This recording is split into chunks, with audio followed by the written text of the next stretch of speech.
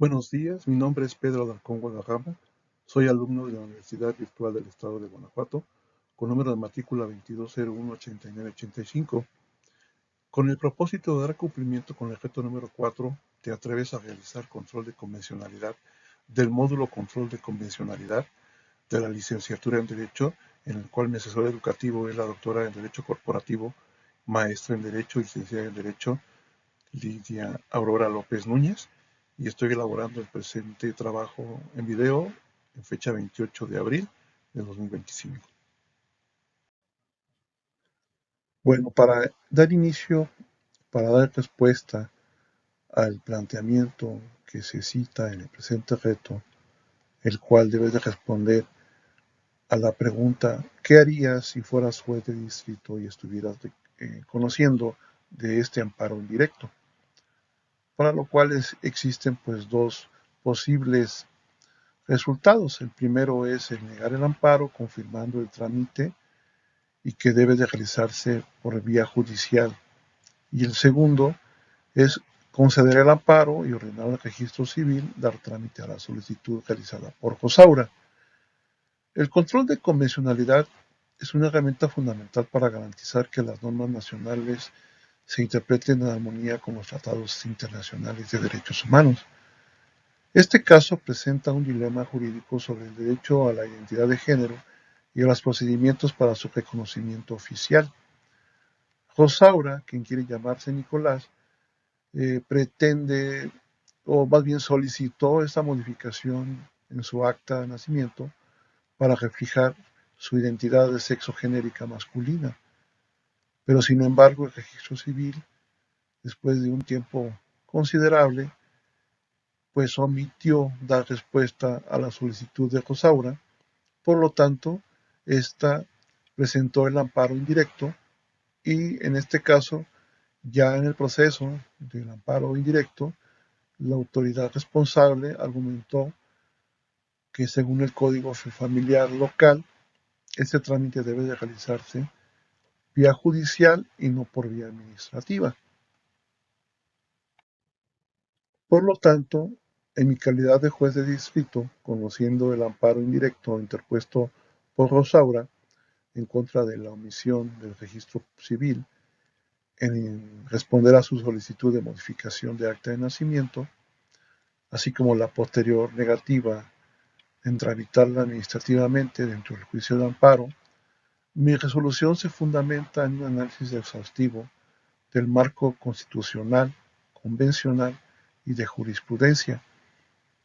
En este caso, Rosaura se registró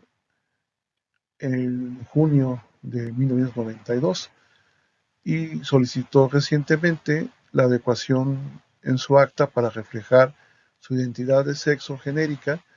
indicando que su nombre sería Nicolás Gómez López y que su sexo sería masculino.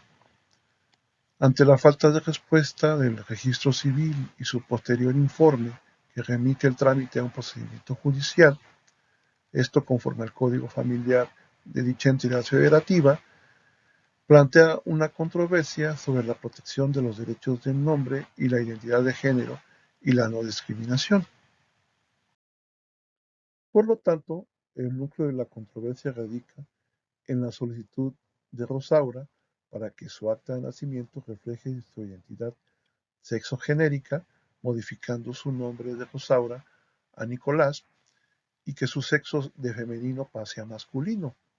Este acto involucra derechos fundamentales protegidos por el orden jurídico mexicano y el sistema interamericano de derechos humanos. El derecho al nombre, aunque no mencionado explícitamente en la Constitución Política de los Estados Unidos Mexicanos, antes de la reforma de 2014, está reconocido de manera implícita en el artículo 29 por la Suprema Corte de Justicia de la Nación, en el amparo directo de revisión 2424 diagonal 2011. En dicho precedente, la Corte estableció que el nombre es un elemento esencial de la identidad, inalienable, imprescindible y que incluye la prerrogativa de modificarlo para reflejar la realidad social de la persona. siempre que no altere el estado civil, la afiliación, ni perjudique a terceros, por lo que este derecho está explícitamente consagrado también en el artículo 18 de la Convención Americana sobre Derechos Humanos, que reconoce el derecho de toda persona a su nombre propio y a los apellidos de sus padres. Por su parte, el derecho a la identidad de género se deriva del derecho de identidad personal y está protegido por el artículo primero de la Constitución Federal, que prohíbe la discriminación por cualquier motivo, incluida la de identidad de género. Al respecto, la Corte Interamericana de Derechos Humanos, en los casos de Atala Rifo de Chile de 2012 y la opinión consultiva OC 24/17 de 2017, ha enfatizado que los estados tienen la obligación de garantizar procedimientos accesibles, ágiles y no patogenosis, por lo que la adecuación sexogenérica en los derechos o documentos oficiales basado en la autodeterminación de la persona, en negar o restringir este derecho, constituye una forma de discriminación que vulnera la dignidad humana.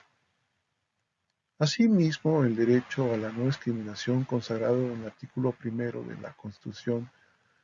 Política de los Estados Unidos Mexicanos y reforzado por los tratados internacionales ya mencionados, implica que las autoridades deben garantizar un trato igualitario, evitando requisitos desproporcionados que afecten a personas transgénero. Ahora bien, en un sentido de comparación entre un procedimiento judicial y un procedimiento administrativo, es importante hacer una evaluación debido a que cada uno de ellos implica diferentes aspectos. En el caso del procedimiento judicial, estamos conscientes de que el procedimiento incluye un mayor tiempo y obviamente se requieren de un mayor costo para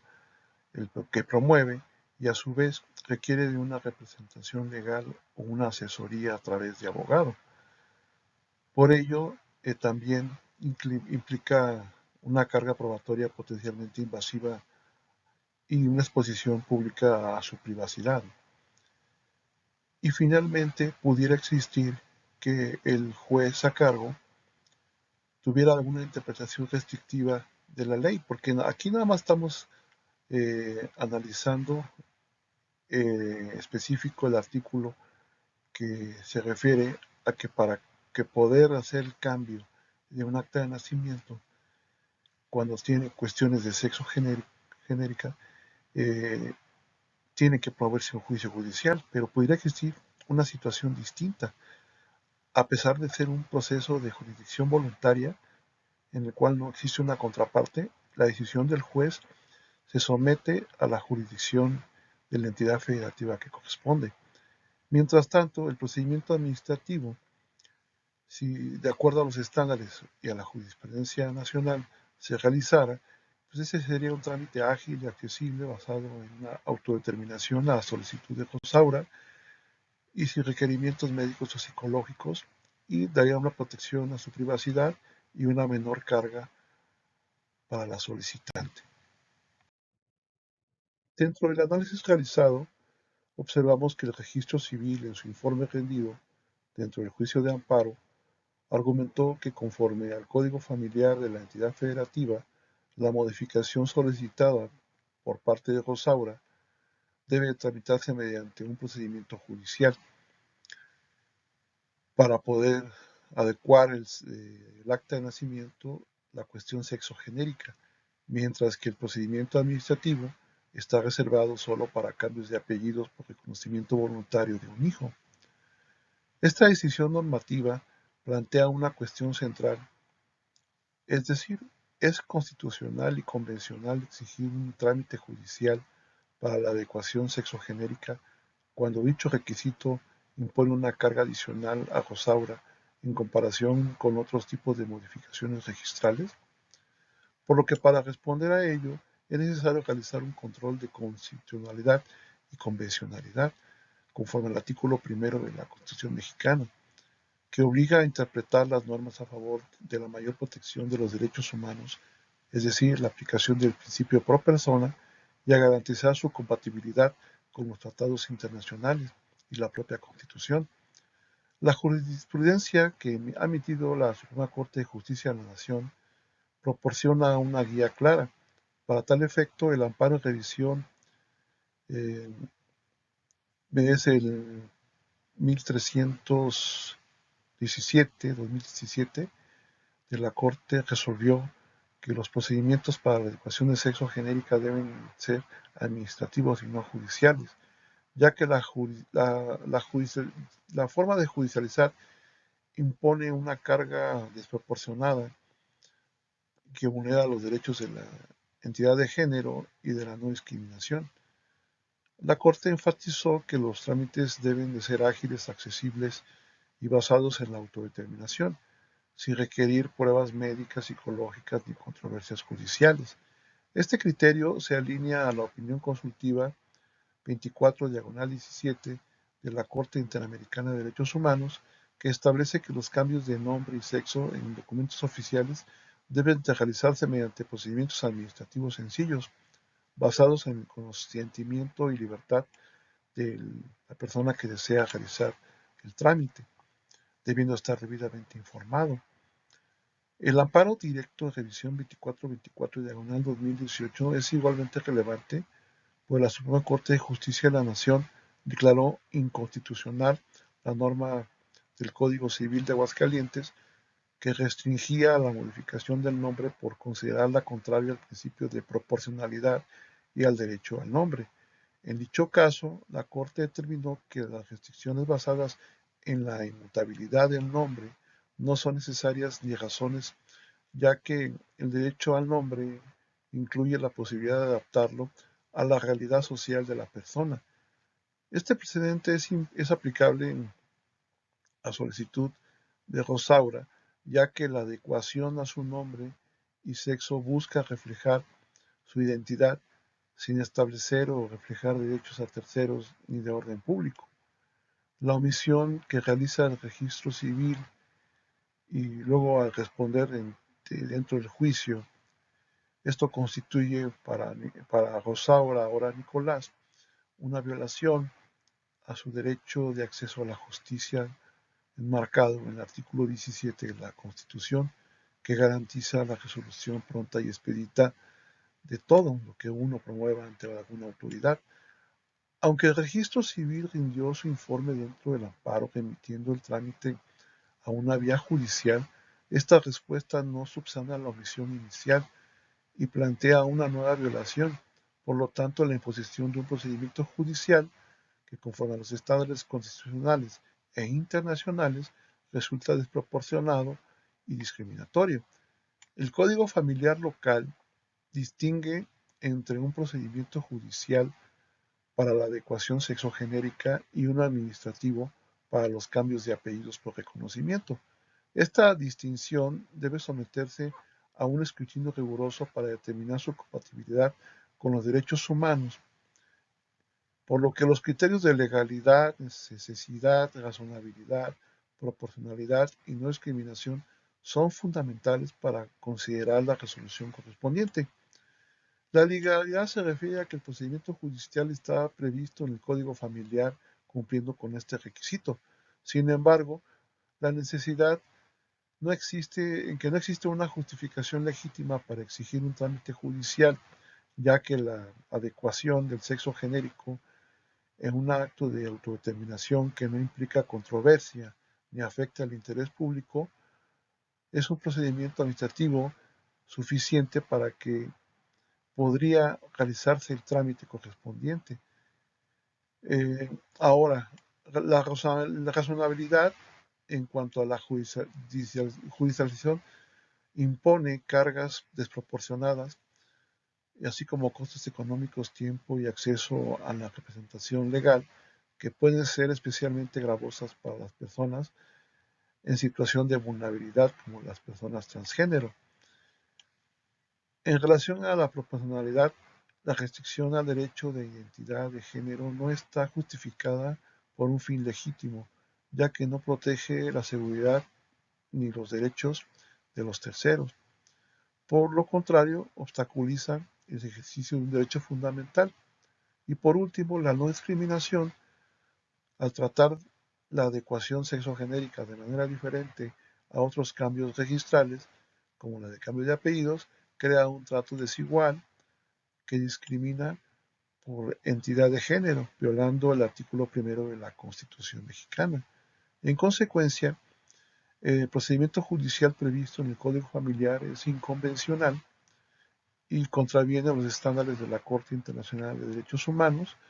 y lo de la Suprema Corte de Justicia de la Nación,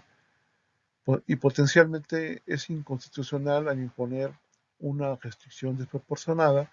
y discriminatoria de los derechos de Nicolás. En esta tesitura podemos observar que aunque el código familiar de la entidad federativa se encuentra dentro de una legalidad en cuanto al cumplimiento que en cierta forma realiza la autoridad responsable, es inconstitucional y inconvencional su aplicación, debido a que transgrede diferentes derechos humanos de Rosaura, ahora Nicolás. Y por ello, esta restricción está fuera de la proporcionalidad y, en cierta forma, esto transgrede diferentes derechos de Nicolás. Por lo tanto, no existe ninguna justificación legítima para que se pueda exigir un trámite judicial cuando se puede hacer vía administrativa ese cambio en el acta de nacimiento. Y además es una autodeterminación que el propio quejoso, o en su caso, en este caso Rosaura, pues está solicitando. No depende de una situación, de una decisión judicial necesaria en el cual pues esté combatiendo ante un tercero algún derecho o alguna situación específica, y por lo tanto nos da la razonabilidad de que la judicialización impone cargas desproporcionadas que pueden ser especialmente gravosas para este caso las personas con dicha vulnerabilidad. Por consiguiente, en base al análisis jurídico realizado, eh, en este caso yo decidiría la opción de conceder el amparo a Nicolás, en este caso, ya que se alinea con el marco normativo aplicable. Es decir, las razones para conceder el amparo sería la primera, la violación por omisión, la falta de respuesta inicial del registro civil durante un tiempo pues bastante considerable constituye esa omisión una vulneración al derecho de Nicolás a una resolución pronta y expedita, conforme al artículo 17 de la Constitución. Y esta omisión justifica la procedencia del amparo, ya que afectó el acceso a la justicia y la garantía de los derechos al nombre y a la identidad de género. Por otro lado, el segundo punto sería la inconvencionalidad del procedimiento judicial. El requisito de tramitar la adecuación sexogenérica por vía judicial establecido en el Código Familiar contraviene los estándares internacionales y nacionales. La opinión consultiva OC 24/17 de la Corte Interamericana y el amparo de revisión que ya se hizo referencia, emitido por la Suprema Corte de Justicia de la Nación, debido a que establecen que dichos trámites deben ser administrativos para que el procedimiento sea ágil y esté basado en una autodeterminación, por lo que la judicialización impone una carga desproporcionada para que Rosaura cambie de nombre y la discrimina por su género, y esto siendo violatorio al artículo primero y cuarto de la Constitución Política de los Estados Unidos Mexicanos y el artículo 18 de la Convención Americana de Derechos Humanos. El tercer punto, aplicando el control difuso de constitucionalidad y convencionalidad como juez de distrito, tengo la obligación de garantizar que las normas aplicadas sean aplicables o compatibles con la Constitución política de los Estados Unidos mexicanos y con los tratados internacionales. Por lo tanto, consideró aplicar el artículo primero de la Constitución y el amparo en revisión 1388, diagonal 2015, inaplicó la disposición del Código Familiar que exige un procedimiento judicial por ser contraria a los derechos de nombre y de la identidad de género y la no discriminación, y esta inaplicación se fundamenta en el principio pro persona que prioriza la interpretación más favorable a la persona. El cuarto punto marcó como precedentes aplicables el amparo 2424 diagonal 2011 que respalda la modificación del nombre como un derecho inherente a la identidad, mientras que el amparo 1317 diagonal 17 y el protocolo de actuación del cambio de identidad de género que tiene la Suprema Corte de Justicia de la Nación refuerza la necesidad de procedimientos administrativos para la adecuación de sexo genérica. Estos precedentes son vinculantes y obligan a desjudicializar el trámite solicitado por Rosaura, ahora Nicolás, y los efectos de esta resolución es conceder el amparo y ordeno al registro civil tramitar la solicitud de Nicolás en un procedimiento administrativo respetado por los principios de autodeterminación, agilidad y no discriminación. La autoridad deberá modificar el acta de nacimiento para registrarse al nombre de Nicolás Gómez López y el sexo masculino, basándose únicamente en la manifestación libre e informada de Nicolás, sin requerir pruebas médicas, psicológicas ni controversias judiciales. Para garantizar la trazabilidad jurídica, se incluirá una anotación marginal en el acta original, conforme al criterio de amparo 2424 diagonal 2011, pero esta anotación no deberá aparecer en las copias certificadas expedidas para evitar estigmatización. En conclusión, en mi calidad de juez de distrito, resuelvo conceder el amparo indirecto a Nicolás Gómez López, declarando que la omisión inicial del registro civil y la exigencia de un procedimiento judicial para la adecuación sexogenérica de su acta de nacimiento constituyen violaciones a sus derechos de nombre, a la identidad de género y a la no discriminación y acceso a la justicia, protegidos en los artículos 1, 4, 17 y 29 de la Constitución Política de los Estados Unidos Mexicanos, así como el artículo 18 de la Convención Americana de Derechos Humanos y otros tratados internacionales. Inaplico la disposición del Código Familiar que impone el trámite judicial por ser inconvencional e inconstitucional, conforme a la jurisprudencia ya antes mencionada y a la opinión consultiva respectiva que emite la Corte Interamericana de Derechos Humanos. Ordeno, en este caso al Registro Civil, tramitar la solicitud de Nicolás en un procedimiento administrativo modificando el acta de nacimiento para registrar el nombre de Nicolás Gómez López y el sexo masculino, con base en la manifestación libre e informada e incluyendo una anotación marginal únicamente en el acta original. Esta resolución no solo protege los derechos de Nicolás, sino también promueve la armonización legislativa y la lucha contra la discriminación por identidad de género, fortaleciendo el compromiso de México con los derechos humanos y la democracia inclusiva.